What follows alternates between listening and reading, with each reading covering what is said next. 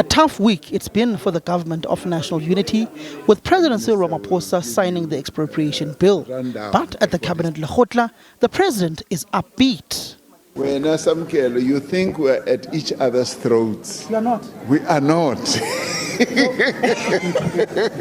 DA leader John Steenhuisen finally had his meeting with the president of the African National Congress and president of South Africa Cyril Ramaphosa to iron out some of the sections the DA is unhappy with when it comes to the expropriation bill and the national health insurance.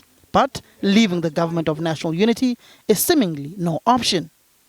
Yeah, looking forward to it. It's going to be good. What are the issues you're going to raise?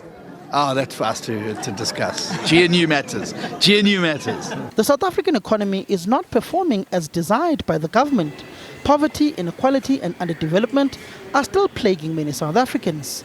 Steel manufacturing giant ArcelorMittal has announced the closure of its operations in Newcastle and KwaZulu-Natal and Vereeniging in Gauteng.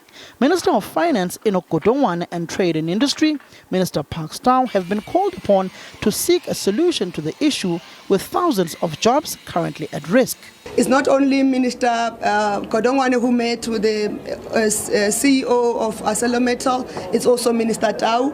As things stand, the teams of the DTIC and Finance are meeting, are engaging and with AMSA, and they will then update the ministers, and the ministers will then update yourselves on the progress. They are currently in those discussions with them. And then there was a question around the withdrawal. Minister of Health Dr. Aaron Motsoaledi will brief the Cabinet Lekgotla on the impact of American President Donald Trump cutting domestic and international aid, which will affect the country's fight against HIV Aids.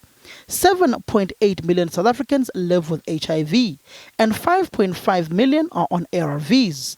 The South African government has also pleaded with citizens not to stop taking ARVs, as that would be devastating. We are buying ARVs on our own with 10% from Global Fund, which is not affected by this. I'm sure you are aware. Global Fund is an international organization in Geneva. We are buying on our own. So our biggest problem will be the salaries and the operational costs of those people that I've just mentioned. America's aid covers 4.8 billion rand of the operational cost and salaries of those employed by the Department of Health to fight the scourge.